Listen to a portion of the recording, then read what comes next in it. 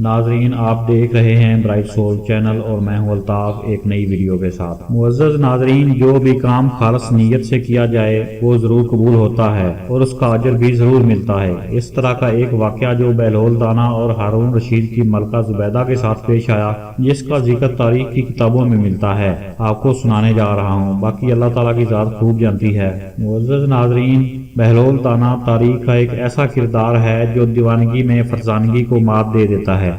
جب لوگ کسی مسئلے میں الجھے ہوتے تھے اور سلجھانے سے قاصر ہو جاتے تھے، تب یہ کردار نمودار ہوتا اور ہنسی ہنسی میں چٹکیوں میں مسئلے کا حل پیش کر دیتا اور اپنی معصومانہ باتوں سے لوگوں کو اپنا گرویدہ بنا لیتا۔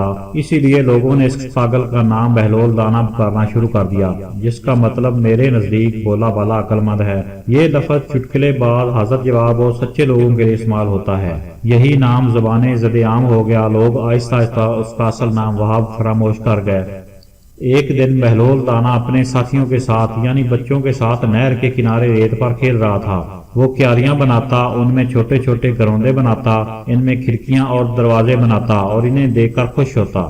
یہ سارا ماجرا ملکہ زبیدہ، جو ہارون رشید کی چہیتی بیگم تھیں، اپنے محل کی بالکونی میں دلچسپی سے دیکھ رہی تھیں۔ وہ اپنے محل سے اپنی چند کنیزوں کے ساتھ نکلی اور بہلول سے آ کر پوچھا کہ یہ کیا کر رہے ہو؟ بہلول نے سر اٹھایا اور کہا، یہ میں جنت کے محل بنا رہا ہوں۔ اتنا کہہ کر وہ پھر اپنے کام میں مصروف ہو گیا۔ ملکہ زبیدہ نے مصنوعی حیرت سے کہا، او اچھا، کیا تم یہ محل بیچو گے؟ بہلول نے کہا، ہاں بیچ دوں گا۔ زبیدہ نے عذرائے مذاق پوچھا، کتنے دینار میں بیچو گے؟ صرف 100 دینار میں، بہلول نے جواب دیا۔ ملکہ زبیدہ نے سوچا، چلو اس طرح مذاق مذاق میں بہلول کی مدد ہو جائے گی۔ اس نے بہلول سے کہا کہ میں بھی ایک بیشت خریدنا چاہتی ہوں۔ بہلول بولا، کون سی؟ ملکہ نے یوں ہی ایک کیاری کی طرف اشارہ کر دیا، مجھے وہ والی بیشت چاہیے، اور اپنی کنیزوں کو حکم دیا کہ بہلول کو 100 دینار ادا کر دیے جائیں۔ بہلول نے رقم لے لی اور بولا، تم نے قیمت ادا کر دی ہے، ٹھہرو میں تمہیں اس کا قبالہ تمہارے نام لکھ دیتا ہوں۔ زبیدہ ہنسی اور کہا، میں اس وقت جلدی میں ہوں بہلول، تم اس کا قبالہ لکھ کر محل میں پہنچا دینا۔ وہ اتنا کہہ کر آگے بڑھ گئی اور بہلول بھی مٹی کی ڈھیریاں ڈھا کر اٹھ کھڑا ہوا۔ وہ سب دینار اپنی جولی میں ڈال کر ضرورت مندوں اور ناداروں کی تلاش میں نکل گیا۔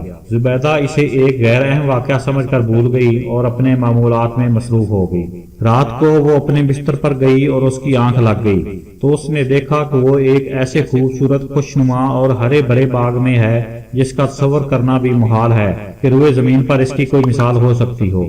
وہ آہستہ آہستہ قدم اٹھائے، جوں جوں آگے بڑھتی گئی، ہر لحظہ حیرت میں ڈوبتی چلی گئی۔ اس کے چاروں طرف عظیم الشان محلات تھے جن کے در و دیوار یاقوت جواہرات سے جڑے آنکھوں کو کھیرا کر رہے تھے۔ وہ حیران نظروں سے انہیں دیکھتی کی دیکھتی رہ گئی۔ چمن میں بہتی نہروں کا پانی موتیوں کی طرح شفاف تھا۔ گلستان کی بہار قابل دید تھی، کلیاں چٹک رہی تھیں، پھول کھلے ہوئے تھے، فضائیں ان کی خوشبو سے معطر تھیں، ہواؤں میں تازگی اور خوشگواری تھی، روشیں پھولوں سے بھری تھیں جن کی مہک نرالی تھی، چشمے بہ رہے تھے۔ اتنی خوبصورتی، اتنی دلکشی، اتنا حسن یکجا دیکھ کر زبیدہ ہکا بکا سی حیران کھڑی تھی کہ کچھ غلام اور کنیزیں صفے باندھے قریب آئے۔ زرنگار کرسی بیٹھنے کے لیے پیش کی گئی اور مودبانہ لہجے میں بولے، تشریف رکھیے۔ ملکہ تصویر حیرت بنی کرسی پر بیٹھ گئی۔ ایک کنیز آگے بڑھی اور ایک دستاویز چاندی کی تشتری میں رکھ کر ملکہ زبیدہ کو پیش کی گئی۔ ملکہ زبیدہ نے جھجکتے ہوئے اس دستاویز پر نگاہ ڈالی جس پر سونے کے حروف میں لکھا تھا،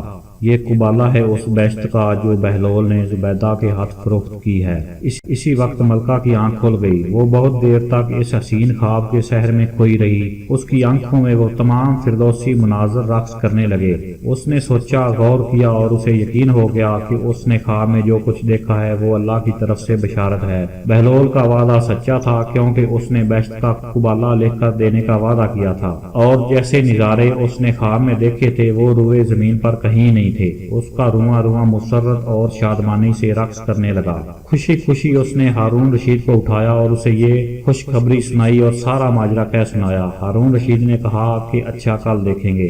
صبح ہارون رشید نے بہلول دانا کو محل میں بلوایا اور کہا کہ جو تم نے ملکہ زبیدہ کو بیشت بیچی ہے ہمیں بھی ایک بیشت بیچ دو، میں 100 دینار سے زیادہ ادا کر دوں گا۔ بہلول نے کہا، بادشاہ سلامت، آپ کی ملکہ نے اندیکھے یہ سودا کیا تھا، جبکہ تو یہ سب اس سے سن کر رہا ہے۔ بیشت کی قیمت ادا کرنا تیرے بس کی بات نہیں۔